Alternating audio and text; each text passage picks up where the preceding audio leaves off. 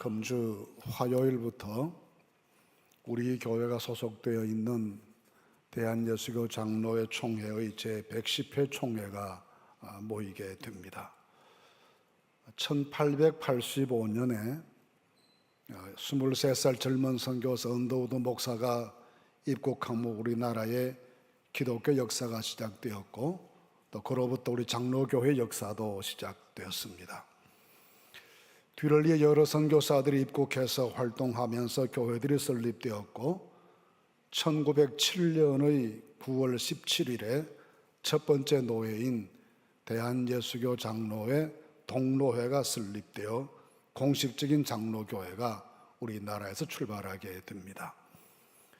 이 노회를 동로회라 부른 것은 처음 시작이니까 하나뿐인 노회이다 의미에서 동노회라고 불렀고, 또한 동시에는 미국을 비롯한 우리나라에 선교사를 보내준 나라의 예속된 교회가 아니고 독립된 한국교회라는 의미에서도 동노회라 불렀습니다. 그러다가 1912년 9월 1일에 7개 노회 대표인 221명이 평양신학교에 모여서 첫 번 총회를 가지게 되면서 교단총회가 공식으로 출범하게 됐습니다. 이때는 이미 한일 강제 합방이 이루어진 다음이어서 대한이라는 우리 국호를 사용하지 못하고 조선이라는 옛 국호를 사용해서 조선예수교 장로회로 출발하게 됩니다. 역사적으로 고통스럽고 어수선하던 시기였습니다. 이런 시기에 출발한 장로교 총회는 우리나라 개국 이래에 전국 단위의 첫 번 민간인 조직 모임이었고, 나라가 없어진 상황에서 국민들을 돌보고 복음을 전하고 신문명을 도입하는 통로가 되는 데 역할을 하면서 대한민국의 근대화 과정의 중심에 항상 교회가 서 있었습니다. 그동안 일제 말기 1943년에서 45년까지 3년은 일제에 의해서 한국의 모든 교회들이 다 일본 기독교단에 통합되었기 때문에 별도의 장로교 총회를 모이지 못하였고, 또 1950년에는 전쟁 때문에 총회를 모이지 못했습니다. 그래서 1912년에 시작한 총회가 금년으로 110회를 맞게 됩니다. 지나간 시기를 보내면서 장로교회는 예수교라고 하는 또는 기독교라고 하는 신생의 교회를 민족사회에 알리고 각인시켜야 했습니다. 우리 사회가 궁금하게 생각하는 도대체 저 예수 믿는 사람들 교회는 무엇인가라는 것에 대해서 유형무형의 대답을 해야 했고, 우리의 정체성에 대해서 입증해 보이는 긴 세월을 보내야 했습니다. 이 질문과 궁금증에 대답하기 위해서 복음을 전하고 가르치고 섬기고 봉사하기를 전력을 다해온 110년의 세월을 보냈습니다. 우리만 아니고 1세기의 사도들 시대에도 이 궁금증이 무척 많았습니다. 그래서 베드로전서 3장 15절에서 베드로는 이렇게 가르칩니다. 너희 속에 있는 소망에 관한 이유를 묻는 자들에게 대답할 것을 항상 준비하라 했습니다. 세상이 우리의 신앙에 대해서 궁금한 것이 많을 터이니 잘 대답할 수 있도록 준비하고 살아야 된다라는 가르침입니다. 사도행전 17장 19절 말씀에는 아테네에서 전도하던 바울을 헬라 철학자들이 붙잡아 아레오바고로 가면서 묻는 말이 기록되어 있습니다. 네가 말한 이 새로운 가르침이 무엇인지 우리가 알 수 있겠느냐라는 것입니다. 새롭게 등장한 이 복음의 내용과 예수 믿는 사람들의 정체에 대해서 무엇을 가르치고 주장하는지 세상은 매우 궁금하게 생각했다는 것입니다. 때문에 사도 베드로는 이 베드로 전서를 통해서 도대체 우리는 누구인지에 대해서 여러 가지를 설명을 해주는데, 지난 주일에 말씀드린 것처럼 첫 번째 하는 대답이 우리는 흩어진 나그네이다 라고 했습니다. 오늘 2장 말씀에서는 그 주제가 우리는 거룩한 하나님의 제사장이다 라는 말로 우리의 신분 정체성을 밝혀주고 있습니다.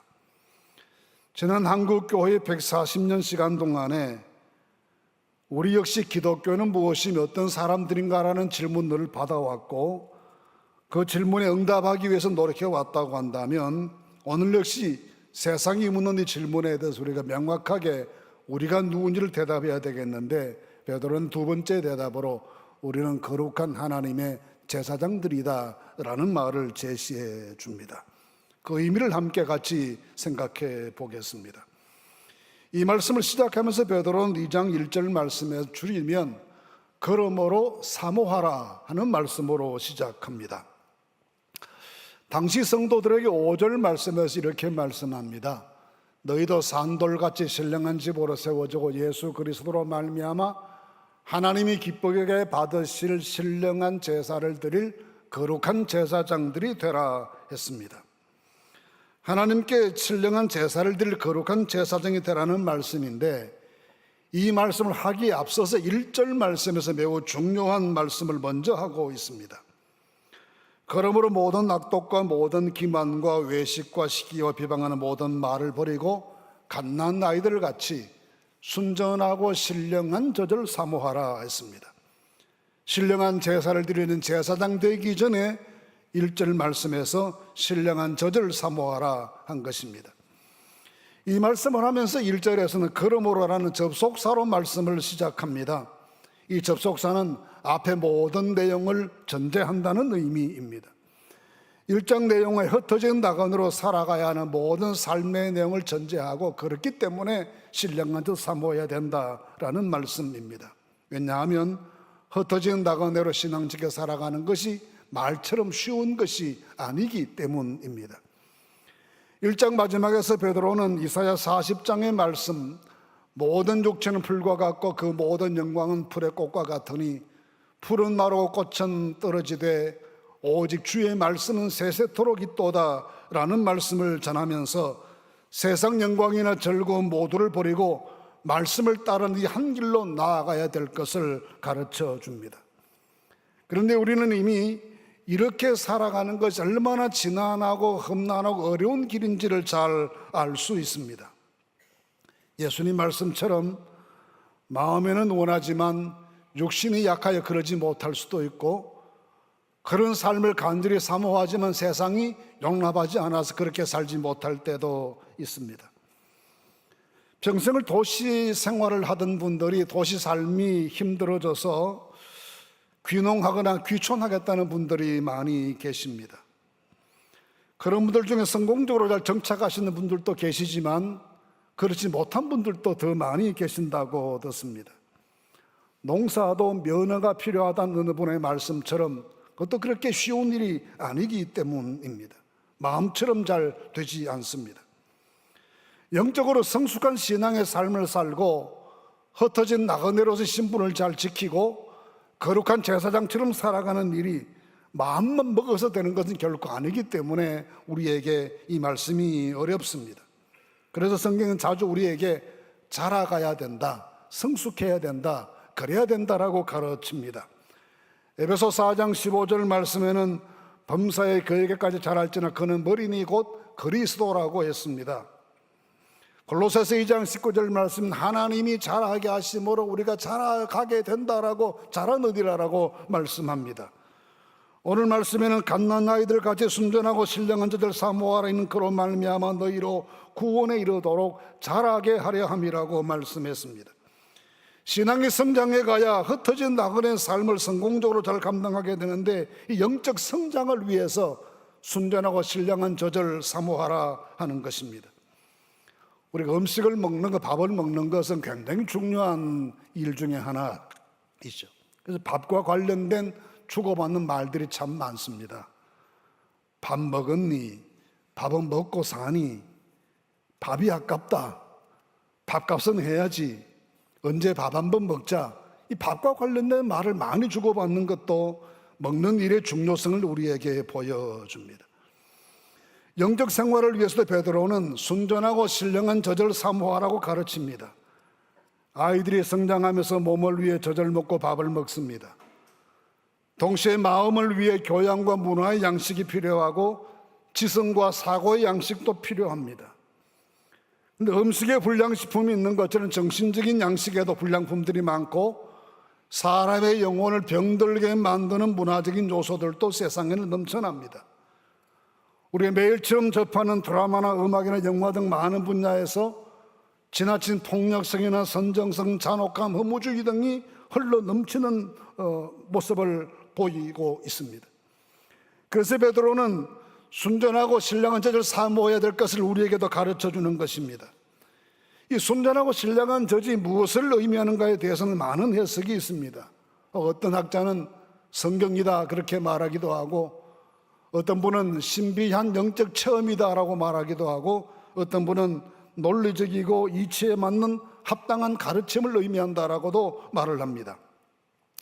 이 모든 것을 포괄하는 것은 역시 하나님의 말씀이다라고 보아야 옳을 것입니다. 신앙을 자라가게 하고 흩어진 나그네답게 신앙 지켜 살아갈 수 있게 만들 우리로 하여금 하나님의 거룩한 제사장답게 세상을 살아갈 수 있도록 만들어주는 것은 세상에 있는 그 무엇이 아니라 오직 하나님의 말씀으로만이 이 삶을 살아갈 수 있기 때문입니다. 시편 19편 7절에서 9절 말씀에서 다윗은 이렇게 고백합니다. 여호와의 율법은 완전하여 영혼을 소성시키며 여호와의 정근은 확실하게 우둔한 자를 지혜롭게 하며 여호와의 교훈은 정직하여 마음을 기쁘게 하고 여호와의 계명은 순결의 눈을 밝게 하시도다.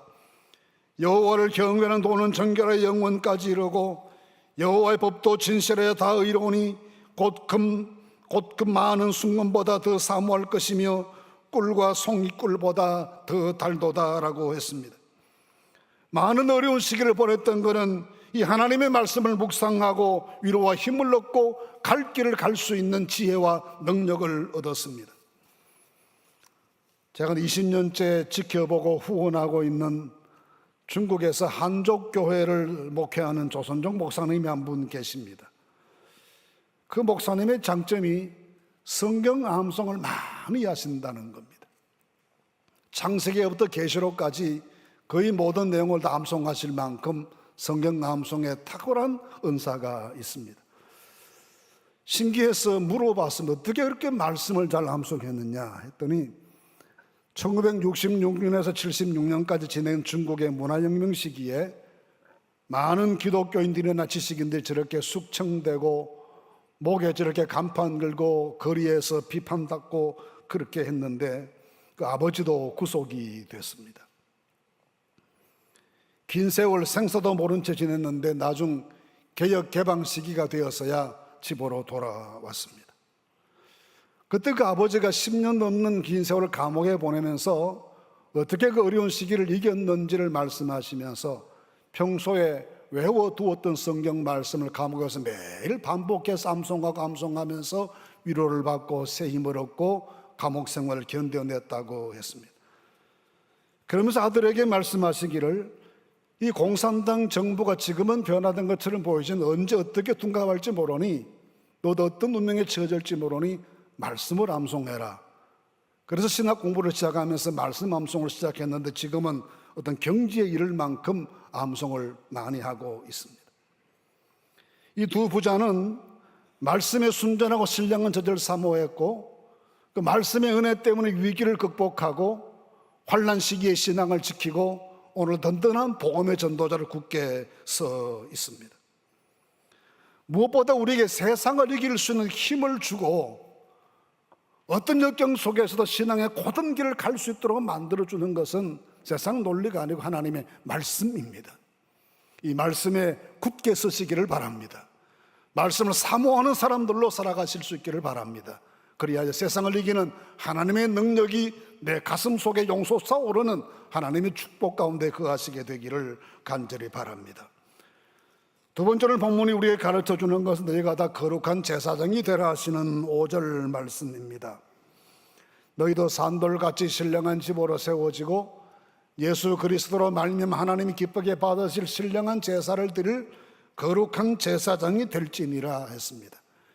두 가지를 우리에게 요구하셨습니다. 하나는 신령한 집이 되라는 것과 또 한 가지는 거룩한 제사장 되라는 말씀입니다. 신령한 집이란 성전과 비교해서 하시는 말씀입니다. 그들에게 있어서 성전은 최고의 건물이었습니다. 그런 만민의 기도하는 집이 되어야 할 성전이 강도의 소굴이 되었다라고 판단하신 것이 예수님의 판단이었습니다. 원래 성전은 유대인들만이 아니라 이방인들도 여자들도 모두 와서 기도하고 예배드리는 거룩한 처소였습니다. 그런데 거룩한 처소가 불의한 음모를 진행시키고 의인을 박해하고 세상 이익에 오염된 부패한 곳이 되어버리고 말았습니다. 이 변질된 성전 대신 하나님께서는 신령한 집인 교회를 허락해 주셨습니다. 교회는 성령께서 운행하시고 다스리시는 구원받은 성도들의 공동체라는 의미에서 새로운 종류의 신령한 집입니다. 그래서 우리에게 신령한 집이 되라는 말씀은 더 좋은 교회 만들어 나가는 공동체 되라고 하신 주님의 명령입니다. 또 거룩한 제사장이 되라 하시는 두 번째 명령의 말씀은 진정한 대제사장이신 예수님을 십자가에 못 박아 죽이는 일에 앞장섰던 그런 타락한 제사장이 아니라 정말 하나님께서 기쁘게 받으실 신령한 제사를 드리는 진정한 거룩한 제사장들이 될 것을 주문하는 말씀입니다. 제사장들이란 구약에서 하나님과 사람 사이를 화해하게 하는 중보자들이었습니다. 사람은 누구나 죄인이기 때문에 그 모습 그대로 하나님께 나아갈 자격이 없다고 보았고, 제사장들이 중간 역할을 해줘야 하나님 앞에 우리가 나갈 자격이 생긴다고 보았습니다. 그래서 제사장들은 중보자적인 위치에 있었습니다. 그러나 우리 신약의 성도들은 예수님께서 완전한 중보자가 되셔서 십자가 보혈로 하나님과 원수된 우리를 하나님과 화목하게 만들어 주셨기 때문에 이제 우리는 누구든지 자유롭게 기도하고 예배드리고 하나님을 섬길 수 있는 제사장의 신분을 얻게 되었다는 말씀입니다. 그렇기 때문에 우리는 제사장으로서 하나님께서 기쁘게 받으실 신령한 예배를 드리는 하나님의 사람이 되어야 되는 이 사명을 감당하라는 것입니다. 동시에 제사장들은 모든 사람에게 섬김과 사랑과 축복을 베푸는 사람이니 그 책임 또한 잘 감당하라는 말씀입니다. 우리가 드릴 신령한 예배를 로마서 12장 1절 말씀이 이렇게 가르칩니다. 그러므로 형제들아, 내가 하나님의 모든 자비하심으로 너희를 권하노니 너희 몸을 하나님이 기뻐하시는 거룩한 산제물로 드리라. 이는 너희가 드릴 영적 예배니라 했습니다. 영적인 예배, 신령한 제사는 우리 몸을 하나님께 산제물로 드리는 제사라는 말씀입니다. 몸을 하나님께 바친다고 해서 하나님께서 인신제사, 사람의 몸을 제물로 요구하시는 인신제사를 원하시는 말씀은 결코 아닙니다. 이 말씀은 몸으로 이루어지는 내 삶의 전체 내용이 하나님께 드리는 예배가 되고 내 삶의 모든 내용들이 하나님을 영화롭게 하는 산제사가 될 수 있도록 그렇게 살아야 신령한 제사장답다라는 말씀입니다. 신령한 제사가 웅장하고 근엄한 예식을 의미하거나 아니면 영적 황홀경에 빠져드는 신접한 사람이 되는 것을 의미하는 결코 아닙니다. 일상의 삶이 예배가 되어야 신령한 제사장이라는 말씀입니다. 오래전 만났던 분 중에 개신교 예배를 비판하면서 지나치게 간단하고 가볍다고 하면서 가톨릭의 미사와 같은 중후함이 있으면 좋겠다라고 많이 주장하시는 분이 계셨습니다. 사실 그렇게 느낄 수 있는 예배의 가벼운 부분이 우리의 약점 가운데 하나이기도 합니다. 근데 나중에 언론을 통해서 그분에 관한 기사를 몇 차례 보았습니다. 탈세와 임금 체불과 여성 근로자들에 대한 인권 침해 등으로 많은 지탄받는 모습을 보았습니다. 그렇다면 그가 말한 경건한 예배란 과연 무엇입니까? 복잡한 절차를 통해서 드리는 예배를 통해 죄값을 치른다는 느낌을 즐기고 위선적인 경건으로 자기를 잘 감추면 그것이 경건한 예배자 되는 것입니까? 예배 형식이란 소속된 공동체 전원이 함께 동참할 수 있는 문화이면 좋은 것입니다. 어떤 형식의 예배가 중요한 것이 아니라 예배자의 거룩함이 더 중요한데 생활 자체가 또 다른 예배가 되는 삶을 살아야 하는 것이 거룩한 제사장 되는 기본 요소입니다. 그런가 제사장들에겐 또 다른 책임이 있습니다. 구약 종교에 두 기둥이 있었습니다. 하나는 선지자 기둥이고 또 하나는 제사장 기둥입니다. 선지자는 하나님의 엄격한 말씀으로 사람들을 가르치고 시대를 질책하고 죄를 책망하는 역할을 했습니다. 제사장은 그 대신에 기도하고 축복하고 위로하고 격려하는 일을 더 많이 했습니다. 어쩌면 우리를 제사장이라 부르시는 것, 이런 책임이 우리에게 주어져 있다라는 말씀입니다. 같이 살아가는 세상에 생각보다 어려운 사람들이 참 많습니다. 스스로 인생의 짐을 감당치 못해 매일처럼 쓰러지는 이웃들이 있습니다. 우리의 격려와 지지와 도움을 기다리는 사람들이 전 세계에 절비합니다. 이들을 위해 기도하고 축복하고 사랑으로 품는 사람들이 제사장의 삶을 사는 사람들입니다. 어쩜 내가 왜 그런 일을 해야 되느냐고 반문하실 수가 있습니다. 나도 오늘의 내가 이르게 되기까지 어떤 고생과 역경의 세월을 보냈느냐 아느냐 하고 이 모든 것이 혹독한 자기 고생의 결과인 것을 말씀하실 수도 있습니다. 미국의 경제학자 블랑코 밀라노비치라는 분이 있습니다.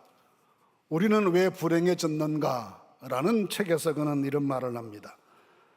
한 개인의 소득을 분석해 보니까 태어난 국가가 50%를 차지하고 타고난 유전적 기질이 30%를 차지하고 성장의 환경이 10%를 차지하고 나머지가 10%라고 했습니다. 그럼 내가 한 건 어디가 있습니까? 아프리카 여러 나라에서 제일 좋은 대학을 졸업해도 한 달 월급이 100불에 채 이르지 못합니다. 서울에서 불과 조금만 건너간 북한인데 우리가 거기서 태어났으면 지금 극빈의 삶을 살고 있지 않겠습니까?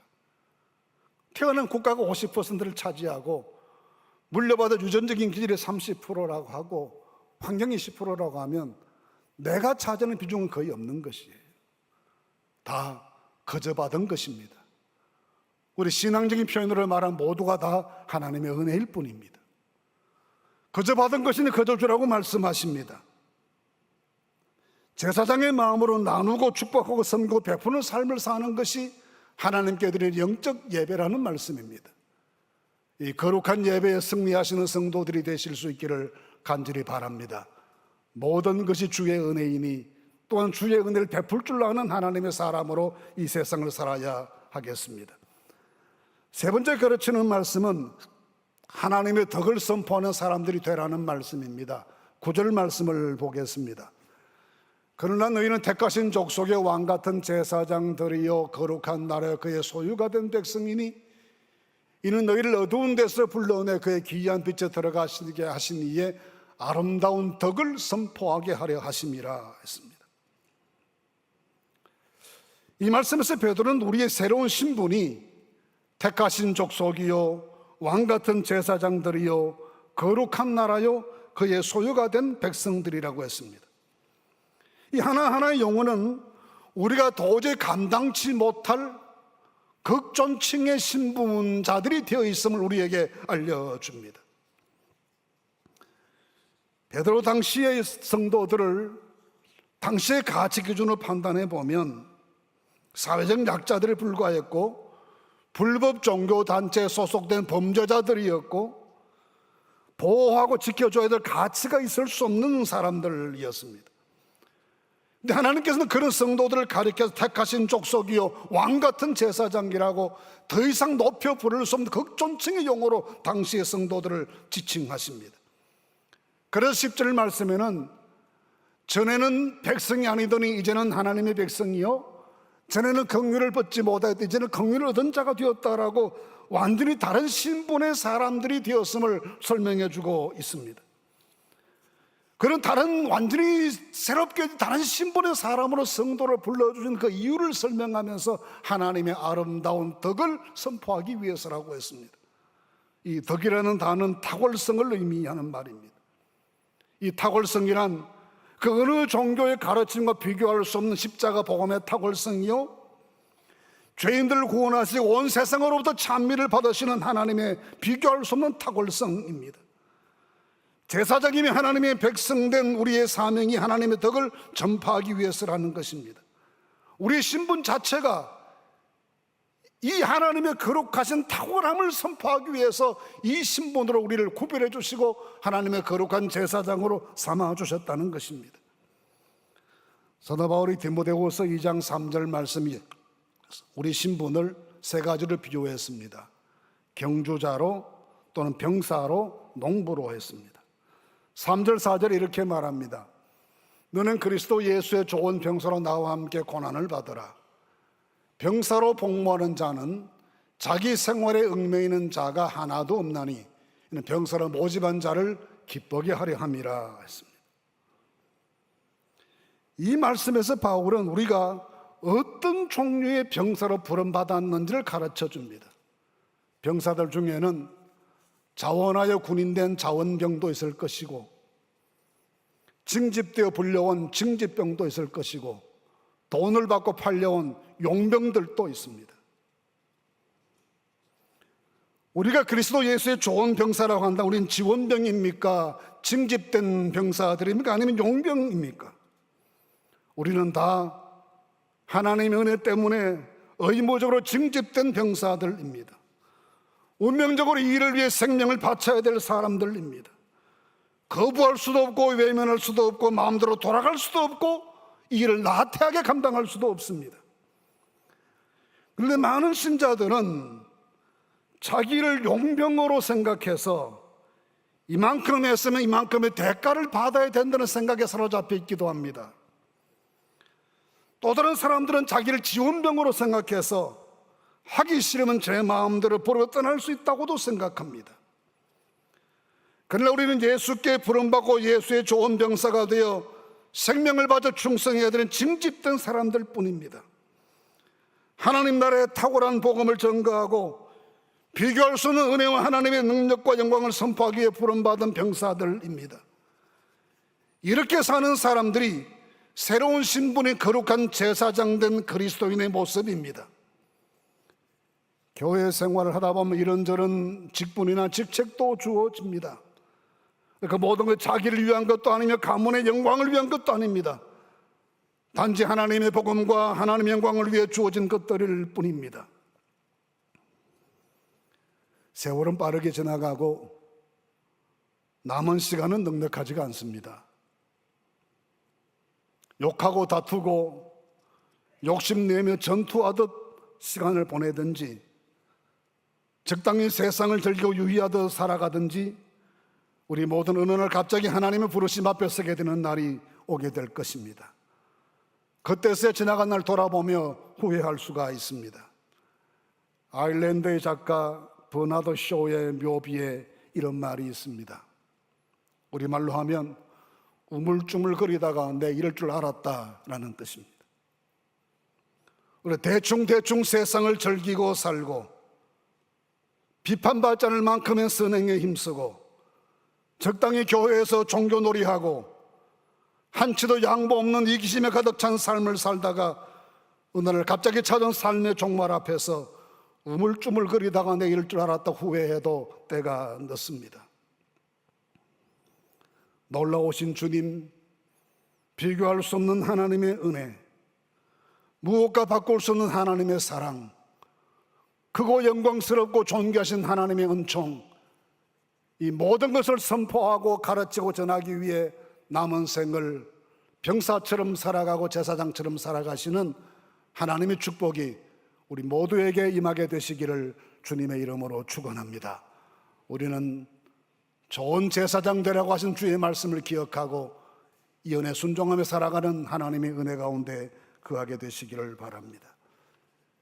이 어려운 시대에 우리는 누구이며 세상 속에 보이는 우리의 이 모습은 어떤 모습이어야 하겠습니까? 세상 것에 갈증나지 않고 하나님 말씀에 갈급함 가지고 살아가는 사람들로, 제사장처럼 삶이 제사가 되는 삶을 살고 세상을 품는 사람으로 살아가는 사람들로, 하나님의 덕을 선포하기 위해 생을 바치는 사람들로 그렇게 살아가게 하시는 하나님의 축복이 우리 모두에게 임하게 되시기를 주님의 이름으로 기원합니다.